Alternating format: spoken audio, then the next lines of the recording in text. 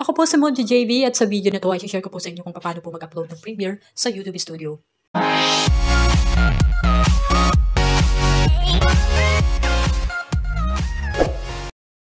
So first, mag-login po kayo sa YouTube Studio. Sa tabi po ng profile, click nyo po ang Create and Upload Videos. Select Files. At pili po kayo ng video.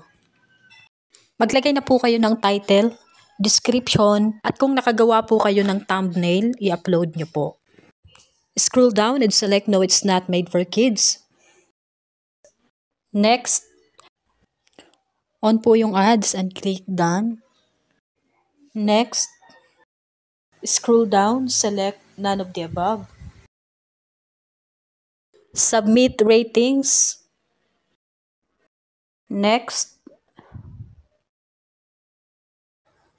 Next po, video element. Pwede po kayong gumawa ng end screen at card. After ng end screen, next nyo lang po. Tapos, i-click nyo po ang Notify Me.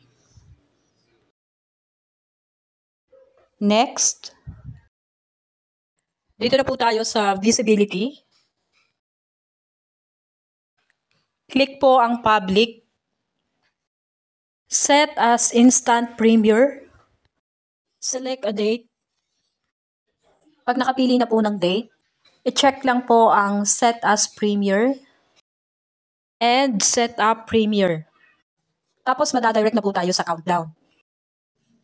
Pili lang po kayo ng countdown video at kung ilang minuto po ang gusto nyo. Once nakapili na po kayo ng countdown video, pwede nyo na pong i-next para ma-publish na po. Pero maganda po kung mag-add muna kayo ng upcoming live nyo po at ng trailer bago nyo po i-upload ang video nyo po. Ganito po ang pag-add ng upcoming live at trailer.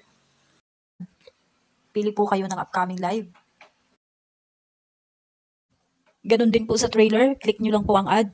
Pili po kayo ng video. Tapos, save nyo po. After po ma-save, pwede na pong ma-upload ang video. I-click lang po ang schedule. Got it? Tapos, hayaan nyo lang po. Huwag nyo pong i-close. Ganyan na po kapag okay na po yung video, pwede nyo na pong i-close. Punta po kayo sa YouTube nyo para ma-check po kung na-upload yung upcoming nyo po. Yan po ang premiere ko. At yan po ang in-add kong trailer. At yan po ang pinili kong countdown. Thank you for watching guys. Sana po nagustuhan nyo ang video na to. Kung may questions, suggestions, corrections po kayo, feel free to do so. Yun lang po guys. Maraming salamat po. God bless.